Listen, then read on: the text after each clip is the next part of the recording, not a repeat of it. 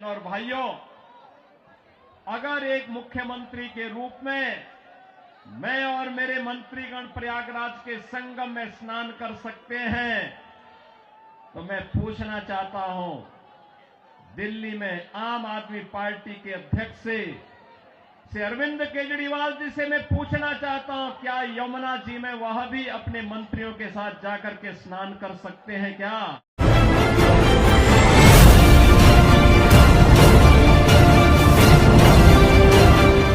दिल्ली विधानसभा चुनाव की दृष्टि से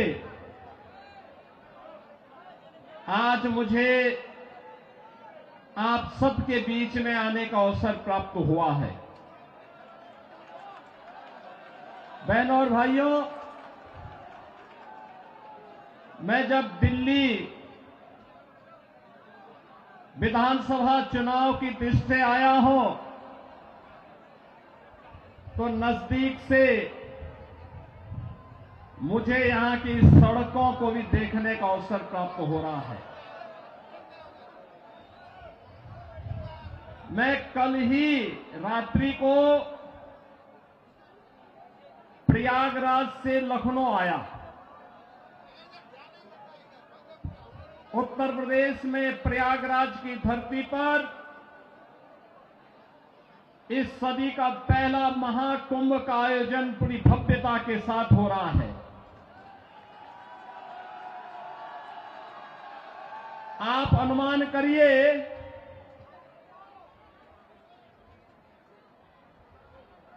तेरह जनवरी से पौष पूर्णिमा से और आज 23 जनवरी तक इन 10 दिनों में 10 करोड़ श्रद्धालुओं ने प्रयागराज में मां गंगा, मां यमुना और मां सरस्वती के त्रिवेणी के संगम में पावन स्नान करके पुण्य के भागीदार बने हैं। आप प्रयागराज में जाएंगे तो अच्छी शानदार सड़कें मिलेंगी, कहीं गंदगी नजर नहीं आएगा, बिजली पूरी मिलेगी, कनेक्टिविटी चाहे वह सड़क की हो, रेल की हो या फिर हवाई जहाज की, तीनों की बेहतरीन कनेक्टिविटी प्रयागराज के लिए उपलब्ध रहेगी। बहनों और भाइयों, एक और प्रयागराज मां गंगा के तट पर लगने वाला इस सदी का सबसे बड़ा महाकुंभ, प्रधानमंत्री मोदी जी के विजन के अनुरूप देश और दुनिया से आने वाले श्रद्धालुओं को न केवल आकर्षित कर रहा है, बल्कि पुण्य का भागीदार भी बना रहा है। नमामि गंगे परियोजना के बाद मां गंगा की अविरल और निर्मल धारा का दर्शन देश और दुनिया कर रहा है, संगम में स्नान कर रहा है। कल आपने देखा होगा, उत्तर प्रदेश सरकार के मेरे सभी मंत्रीगण, 54 मंत्री मेरे साथ प्रयागराज के संगम में एक साथ डुबकी लगाए हैं, एक साथ डुबकी लगाए हैं, पुण्य के भागीदार बने हैं। हम सब सौभाग्यशाली हैं कि देश और दुनिया से आने वाले श्रद्धालुओं की सेवा करने का इस महाकुंभ के बहाने हमें अवसर मिला और उत्तर प्रदेश को नजदीक से देखने का अवसर इन सभी पूज्य संतों को, श्रद्धालुओं को प्राप्त हो रहा है। बहनों और भाइयों, अगर एक मुख्यमंत्री के रूप में मैं और मेरे मंत्रीगण प्रयागराज के संगम में स्नान कर सकते हैं, तो मैं पूछना चाहता हूं, दिल्ली में आम आदमी पार्टी के अध्यक्ष से अरविंद केजरीवाल जी से मैं पूछना चाहता हूं, क्या यमुना जी में वह भी अपने मंत्रियों के साथ जाकर के स्नान कर सकते हैं क्या?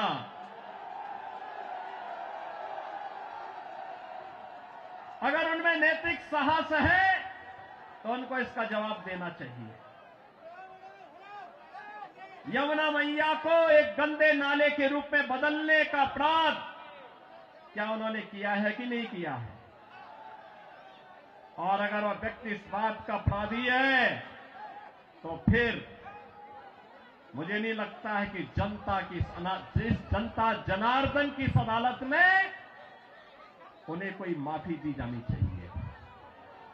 वो माफी के हकदार नहीं हो सकते। बहनों और भाइयों, आज जब हम लोग दिल्ली की स्थिति को देख रहे हैं, ये राष्ट्रीय राजधानी है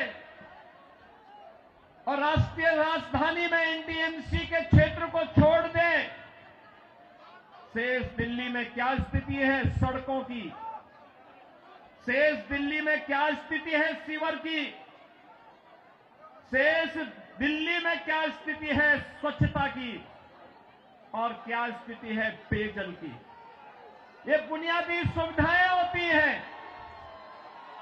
ये बुनियादी सुविधाएं होती, हर नागरिक का अधिकार होता है इन सभी सुविधाओं पर। याद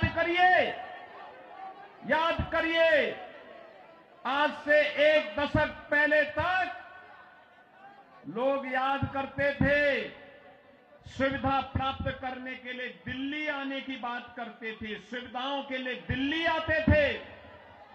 अच्छी सड़क देखनी हो, मॉडल देखना हो, मेट्रो का मॉडल जो सरदार अटल बिहारी वाजपेयी जी ने प्रारंभ किया था, उसे देखने के लिए पूरा देश दिल्ली आता था। सड़कों की बात होती थी, दिल्ली आता था। स्वच्छता की बात होती थी, दिल्ली आता था। कोई नया कार्य होता था, उसको देखने के लिए लोग दिल्ली आते थे। लेकिन बहनों और भाइयों, आज क्या स्थिति है? क्या बना दिया है? सड़क पे गड्ढा है या गड्ढे में सड़क है, कोई पता ही नहीं लग रहा है। मैं जब से चल रहा हूं यही दिल्ली के अंदर देख रहा हूं। बहनों और भाइयों, ये हमने खिलवाड़ करने की छूट एक व्यक्ति को और उनके गिरोह को क्यों दे दी है? स्वच्छता की स्थिति कितनी दुर्गतिपूर्ण है। कूड़ा का ढेर पड़ा हुआ है, गंदगी का ढेर पड़ा हुआ है। दिल्ली राष्ट्रीय राजधानी के अंदर इस प्रकार की दुर्गति हो, सीवर बह रहा सड़कों पर, हमारे वाहनों को भी उसी सीवर के बहते हुए सीवर से गुजरना पड़ा। और अभी तो पेयजल का भीषण संकट आने वाला है। दिल्ली में आम आदमी पार्टी की सरकार का पाप का भुक्तभोगी हमारी पावन मथुरा वृंदावन के श्रद्धालुओं को और संतों को भी उठाना पड़ता है। वहां मां गंगा एक गंदे नाले में बदल करके जाती है। जब भी नमामि गंगे परियोजना के अंतर्गत मां यमुना की शुद्धता की बात आई, स्वच्छता की बात आई, तो अरविंद केजरीवाल एंड कंपनी ने कोई सहयोग नहीं किया। ये सहयोग नहीं करना चाहते, कोई विकास का कार्य नहीं करना चाहते, किसी विकास की परियोजना का मौके पे जाकर के भौतिक सत्यापन नहीं करना चाहते, जनता को बुनियादी सुविधा मिले, उसका अधिकार प्राप्त हो, ये वे काम नहीं करना चाहते। इनका तो एक ही कार्य है, प्रातः काल होते ही सोशल मीडिया पर झूठे ट्वीट करना, झूठी फिल्मों का प्रदर्शन करना, झूठे प्रेस वक्तव्य और प्रेस वार्ता के माध्यम से केवल गुमराह करने वाले वक्तव्यों को देना। जितना समय झूठ बोलने की एटीएम के रूप में आम आदमी पार्टी और उनके नेता समय बर्बाद करते हैं, ये झूठ का एटीएम बनने की बजाय अगर उन्होंने जनता की जन सुविधा और विकास के बारे में सोचा होता तो 10 वर्ष में दिल्ली की कायाकल्प हो गई होती, दिल्ली बदल गई होती। लेकिन बहन और भाइयों, दिल्ली बदलने की नहीं, इन लोगों ने दिल्ली को तो एक कूड़ा घर बना दिया है, दिल्ली को अव्यवस्था का एक अड्डा बना दिया है। आजकल मैं सुन रहा हूं अपने भाषणों में से अरविंद केजरीवाल जी बार बार उत्तर प्रदेश की चर्चा कर रहे हैं, लेकिन उनको भूलना नहीं चाहिए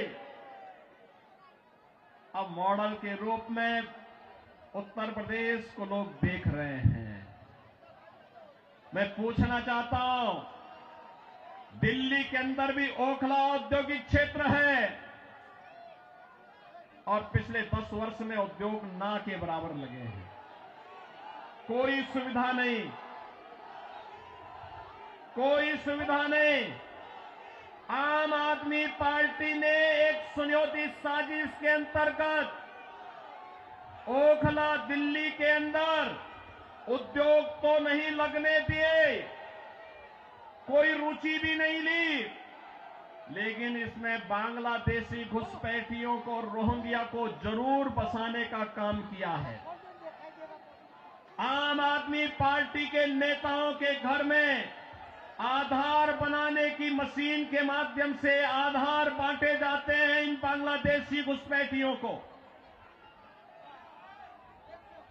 और दूसरी तरफ उत्तर प्रदेश में न्यू ओखला के रूप में नोएडा की तस्वीर भी आप सबके सामने है। आज आप जाइए दिल्ली की सड़कों को और नोएडा की सड़कों को जाकर के देखो, जमीन आसमान का अंतर नजर आएगा।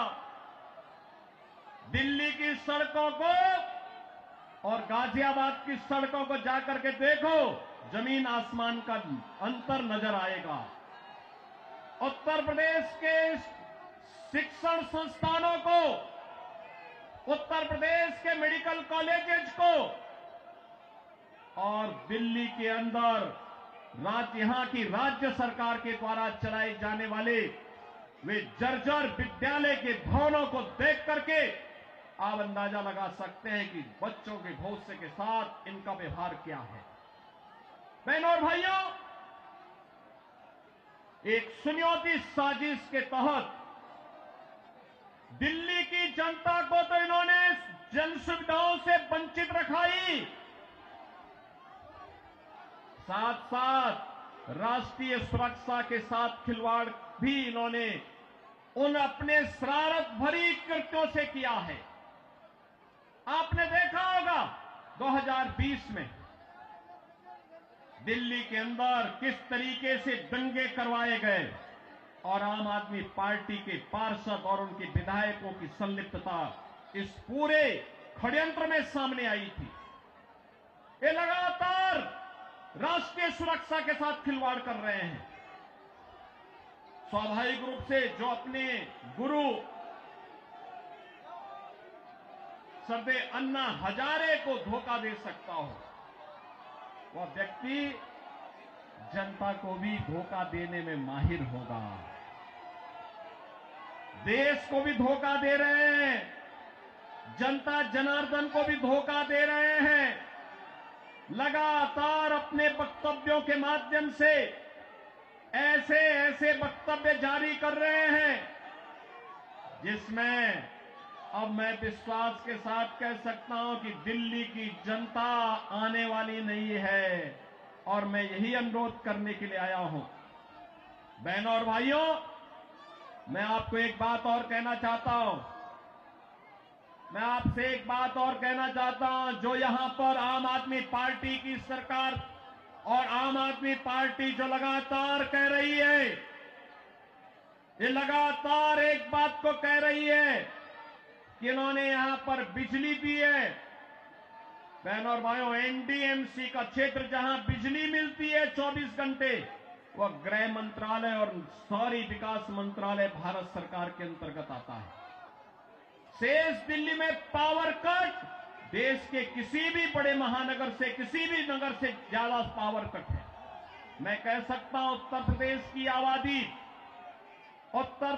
आबादी 25 करोड़ की है। हर जिला मुख्यालय को 24 घंटे की बिजली आज के दिन पर हम दे रहे हैं, और बिजली का पर यूनिट दाम पर यूनिट दाम उत्तर प्रदेश में एक सामान्य उपभोक्ता के लिए अगर है तो यह 3 से 3.5 रुपए है, इससे ज्यादा नहीं है।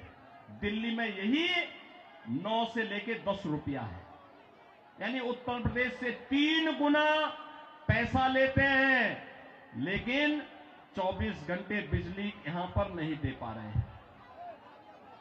बहनों और भाइयों, मैं केवल आपसे एक बात कहना चाहता हूं, जो लोग आपके साथ खिलवाड़ कर रहे हो, आपको जन सुविधाओं से वंचित कर रहे हो, दिल्ली की पूरी तस्वीर को बदसूरत कर रहे हो, राष्ट्रीय सुरक्षा के साथ खिलवाड़ कर रहे हो, ऐसे लोगों को सत्ता में दोबारा आने का कोई अधिकार नहीं होना चाहिए, कोई अधिकार नहीं होना चाहिए।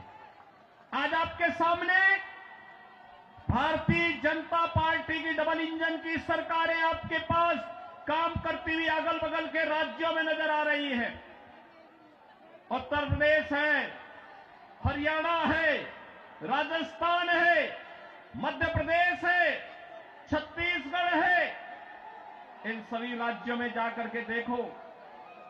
मैं कल एक न्यूज पढ़ रहा था कि पंजाब की कुछ बहनें आम आदमी पार्टी के कार्यालय का घेराव की हैं, श्री अरविंद केजरीवाल के घर का घेराव की हैं और ये इस बात को लेके कही हैं कि जो वायदा किया था इन्होंने पंजाब में सरकार बनाने के पहले कि 1000 रुपया हर महिला को देंगे, ये दिया ही नहीं और वे महिलाएं इसलिए घेराव करने के लिए आई थी।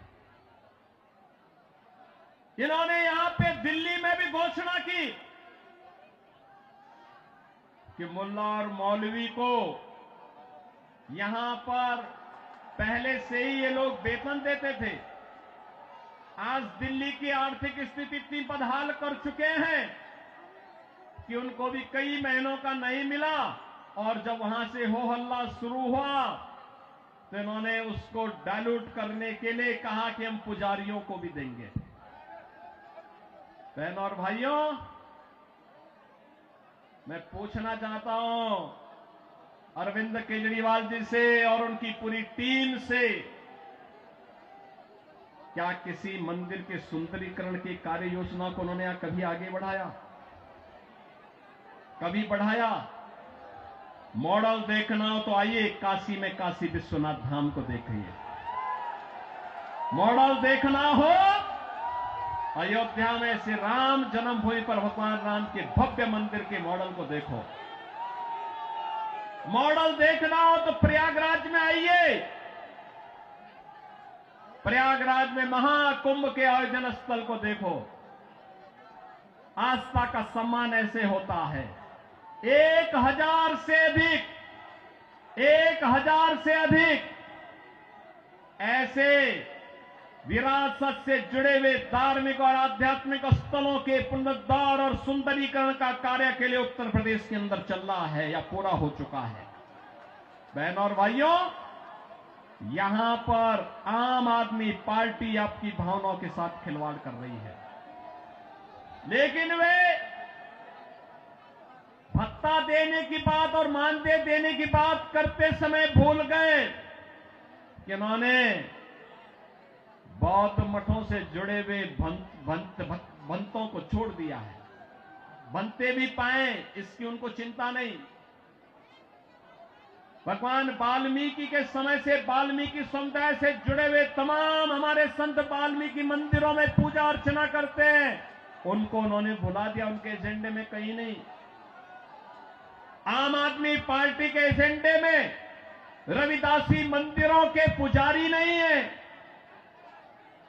यानी आज भी इनकी तुष्टीकरण की जो पॉलिसी चली आ रही है, बांटो और राज करो की पॉलिसी चली आ रही है, वह अभी भी मानदेय और सरकारी पैसे से उस मानदेय या भत्ता देने में भी उसमें ये लोग परहेज नहीं कर पा रहे हैं। और इसीलिए तो मैं आप सबसे कहना चाहूंगा कि बहनों और भाइयों, आज प्रधानमंत्री मोदी जी के नेतृत्व में हम एक नए भारत का दर्शन कर रहे हैं। एक नया भारत। अगर हमें काशी में काशी विश्वनाथ का दर्शन कराता है तो उत्तराखंड में केदारपुरी में भगवान केदारेश्वर का भी भव्य मंदिर का पुनरुद्धार का कार्य वहां चल रहा है। मध्य प्रदेश में महाकाल का महालोक है तो उत्तर प्रदेश के विंध्यवासिनी में मां विंध्यवासिनी का धाम भी एक नए कॉरिडोर के रूप में विकसित हुआ है। अयोध्या में 500 वर्षों के बाद फिर से रामलला विराजमान हो गए हैं और इस अवसर पर मैं आप सबसे अपील करना चाहूंगा, यह समय है जैसे उत्तर प्रदेश डबल इंजन सरकार का लाभ प्राप्त कर रहा है, एक साथ एक स्वर में सभी सरकारें मिल करके विकास को ध्यान में रख करके, युवाओं के भविष्य को ध्यान में रख करके, अन्नदाता किसानों के भविष्य को ध्यान में रख करके, बहन और बेटियों की सुरक्षा को ध्यान में रख करके, व्यापारियों की सुरक्षा को ध्यान में रख करके अपना कार्य कर रही है। ऐसे ही दिल्ली के अंदर भी भारतीय जनता पार्टी नेतृत्व की डबल इंजन सरकार आनी चाहिए और डबल इंजन सरकार की शुरुआत आपने कर ली है। आपने कर ली है। याद करिए, जब से अरविंद केजरीवाल और उनके मंत्रियों को भ्रष्टाचार के मामले में जेल में बंद किया गया था, जेल से जमानत पे छूटने के बाद इन्होंने कहा था कि जनता जनार्दन फैसला करेगी। अरे जनता जनार्दन ने तो लोकसभा चुनाव में फैसला कर लिया है। दिल्ली में 100% रिजल्ट प्रधानमंत्री मोदी जी के साथ रहा। चंदौलिया जी को आपने यहां से अपना सांसद चुन करके भेजा है, देश की संसद में भेजा है, तो जनता जनार्दन तो अपना फैसला कर ही चुकी है। और इस विधानसभा चुनाव में भी जनता जनार्दन फैसला करने को पूरी तत्परता के साथ खड़ी है। और इसी में मैं आपसे अपील करने के लिए आया हूं कि बहन और भाइयों, इस किराड़ी विधानसभा क्षेत्र से भारतीय जनता पार्टी ने अपने कर्मठ कार्यकर्ता को, जिनका एक ही ध्येय है और वह है कि इस किराड़ी विधानसभा क्षेत्र को एक विकसित विधानसभा क्षेत्र के रूप में विकसित करना। यहां के लोकप्रिय सांसद श्री चंदौलिया जी के साथ मिलकर के अच्छी सड़कें देना,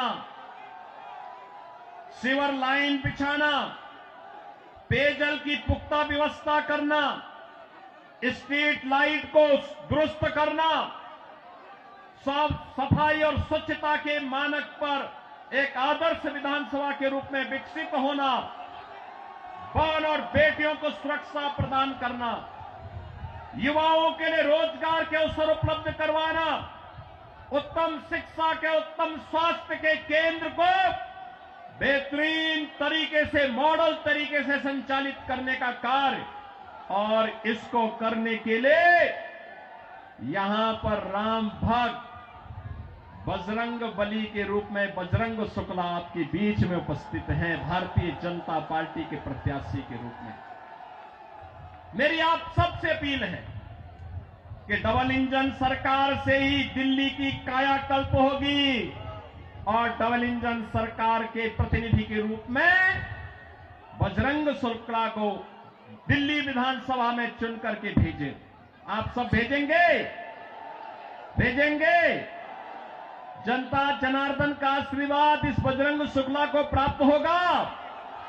दोनों हाथ उठा करके अपना आशीर्वाद दे करके बोलिए। जहां तक मेरी आवाज जा रही है, ये घरों के ऊपर भी लोग बैठे हुए हैं, सभी से मेरी अपील है, जहां तक मेरी आवाज जा रही है, घर के ऊपर हो, सड़क हो, अगल बगल हो, जहां तक मेरी आवाज जा रही है, बजरंग शुक्ला को आप आशीर्वाद देंगे? दिल्ली के कूड़े से निजात पाएंगे? ये झूठ बोलने की एटीएम मशीन से मुक्ति पाएंगे? यमुना मैया की शुद्धि के अभियान में सहभागी बनेंगे? तो मेरे साथ बोलेंगे जय श्री राम, जय जय श्री राम।